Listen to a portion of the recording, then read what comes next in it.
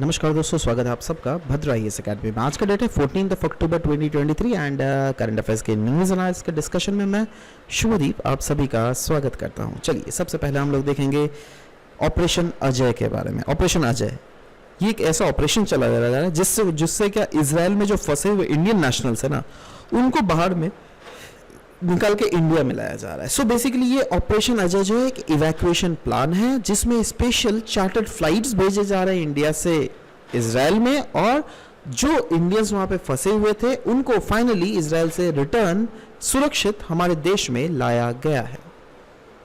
तो देखो, ये इस साल का अगर देख लोगे ना, इस साल का ये दूसरा इवैक्यूएशन है। तो सवाल होता है, इस साल का पहला इवैक्यूएशन हम लोगों ने कौन सा ऑपरेशन के तहत चलाया था और वो क्या ऑपरेशन था? पहला ऑपरेशन था ऑपरेशन कावेरी, जिसके तहत जो थाउजेंड्स ऑफ इंडियन सिटीजन्स थे जो कि सूडान में फंसे हुए थे अप्रैल मई के समय में, उनको बाहर निकाला गया था। ऑपरेशन कावेरी के बाद ये वाला दूसरा ऑपरेशन है ऑपरेशन अजय। ठीक है, याद रहेगा आप सबको। आगे बढ़ते हैं। Next, United nation security council के रिफॉर्म्स के बारे में न्यूज थी दैट जो ये लॉन्ग स्टैंडिंग डिबेट्स है कि दुनिया भर में डिबेट्स किए जा रहे हैं दैट क्यों ना यूनाइटेड नेशन सिक्योरिटी काउंसिल में रिफॉर्म्स लाया जाए, क्यों ना यूनाइटेड नेशन सिक्योरिटी काउंसिल को एक्सपैंड किया जाए। क्योंकि अगर यूनाइटेड नेशन सिक्योरिटी काउंसिल देख लोगे, उसमें जो कॉन्ट्रीब्यूशंस है इंडिया का बहुत ज्यादा है, बट इंडिया को जो मिला हुआ है, क्या मिला हुआ है? ठेंगा, टेक्निकली अगर बोला जाए तो, है ना। क्योंकि देखो, हम लोग को जो है ना, हम लोग डिजर्व करते हैं परमानेंट सीट। इनफैक्ट हमारे साथ साथ और भी बहुत सारे कंट्रीज डिजर्व करते हैं परमानेंट सीट्स, जो कि दुनिया भर में डिमांड भी की जा रही है, और ये अभी भी पेंडिंग इशू ही है। United nation security council reforms, ये जो है, ये यूनाइटेड नेशन सिक्योरिटी काउंसिल अगर देख लोगे, ये one of the United nation का 6 मेन ऑर्गन है, और इसका मेन एम यही है दैट कैसे इंटरनेशनल पीस और सिक्योरिटी को मेंटेन किया जा सके। इसका एस्टेब्लिश किया गया था 1945 में, जिसका हेडक्वार्टर है न्यूयॉर्क सिटी, और काउंसिल में 15 मेंबर्स हैं, जिसमें 10 नॉन परमानेंट मेंबर्स और बाकी के 5 परमानेंट मेंबर्स, जिसमें आता है China, France, Russia, United kingdoms और यूनाइटेड स्टेट्स ऑफ अमेरिका। ये दो बेसिकली, ये 5 जो है ये परमानेंट मेंबर्स है। ये परमानेंट जब से बने तब से है, और ये 10 जो नॉन परमानेंट मेंबर्स है ये चेंज होती रहती है ना। परमानेंट और नॉन परमानेंट मेंबर्स में फर्क ये होता है दैट परमानेंट मेंबर्स को वीटो मिला हुआ रहता है ना, कोई भी इसका वीटो मिला हुआ रहता है, बट वहीं पर नॉन परमानेंट मेंबर्स की अगर बात करें तो उनके पास वीटो नहीं मिला हुआ रहता है। राइट, यही है फर्क ना। अब जो बोला क्या जा रहा है दैट ये परमानेंट मेंबर्स जो ये एक्सपैंड होने चाहिए। तो सवाल होता है क्या नीड है भाई? क्योंकि इनएडिक्वेट काउंसिल का रिप्रेजेंटेशन है, दैट इज प्रेजेंटली बोला जा रहा है around of 193 United nation member states, only 15 council member जो है वो एग्जिस्ट करते हैं, 5 परमानेंट और 10 नॉन परमानेंट। तो ये टोटल कंट्रीज जितने प्रेजेंस है उसके तो 8% ही ना है। तो इससे क्या हो रहा है? पावर्स इंबैलेंस हो रहा है। कुछ लोगों को बहुत ज्यादा प्रिविलेज मिल रहा है, जैसे परमानेंट मेंबर्स को हद से ज्यादा प्रिविलेज है, और नॉन परमानेंट मेंबर्स को हद से कम प्रिविलेज है। मतलब ये जो परमानेंट मेंबर्स है, ये लोग दुनिया का जो आप जियोपॉलिटिक्स है ना, वो चेंज करने में एक बहुत महत्वपूर्ण भूमिका निभा सकती है। नेक्स्ट हम लोग बात करेंगे protocol for management of malnutrition in children. Indian government ने इंट्रोड्यूस किया एक नेशनल प्रोटोकॉल जिसको कहते हैं protocol for management of malnutrition in children. Now ये प्रोटोकॉल इसलिए लिया गया जिससे कॉम्प्रिहेंसिव केयर मैलनरिश्ड चिल्ड्रन को हमारे देश में पहुंचाया जा सके। सो ये प्रोटोकॉल को लॉन्च किया गया by United Ministry of Women and Child Development. ये आउटलाइन करती है 10 स्टेप प्रोसेस जिससे आइडेंटिफाई और मैनेज किया जा सके मैलन्यूट्रिशन हमारे देश में।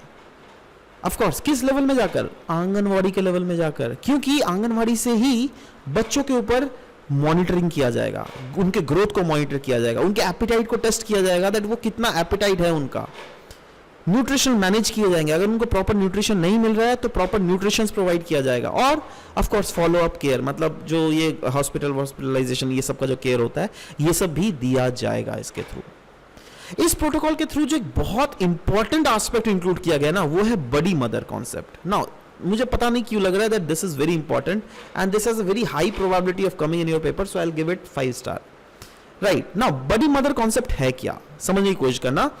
ये जो कॉन्सेप्ट है इसके तहत क्या बोला जाता है दैट वैसे मदर्स जो कि हेल्दी चाइल्ड की मदर है ना, वो गाइड करेंगी मैलनरिश चाइल्ड की मदर को और बोलेगी दैट आपको क्या क्या खाना चाहिए, आपको क्या क्या पीना चाहिए जिससे कि आपका बच्चा का भी सेहत प्रॉपर रहे।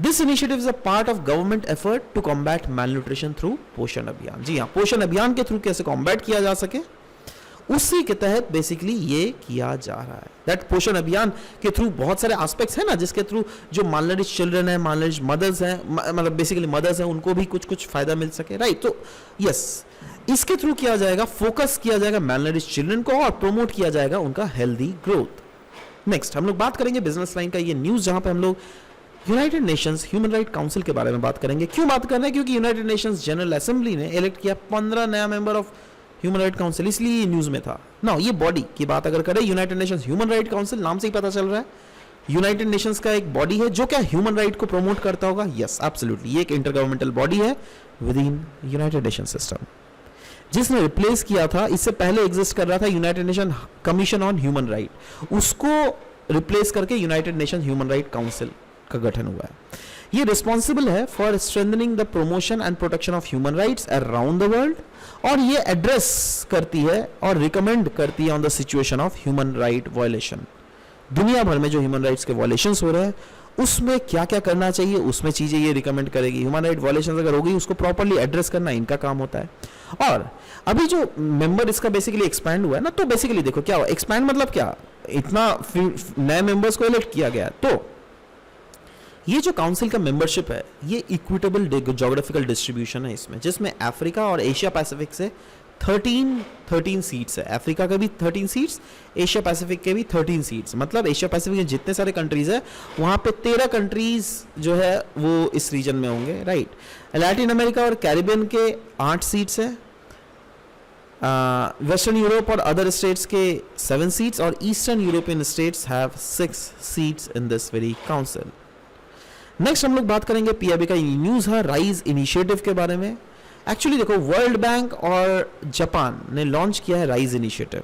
कहां पर? मोरक्को में। Rise stands for resilient and inclusive supply chain enhancement. तो नाम से क्या पता चल रहा है, ये एक ऐसा इनिशिएटिव है जो क्या ग्रोथ, इकोनॉमिक ग्रोथ को स्टिमुलेट करेगी और जनरेट करेगी लोकल एम्प्लॉयमेंट अपॉर्चुनिटीज, जिससे क्या अल्टीमेटली क्या फायदा होगा, पॉवर्टी जो है हमारे देश में वो घटेगा। तो ये ऐसा एक इनिशिएटिव है ना जिससे टैकल किया जाएगा डुअल चैलेंजेस और job creation and climate change. अब डुअल चैलेंज क्या है भाई?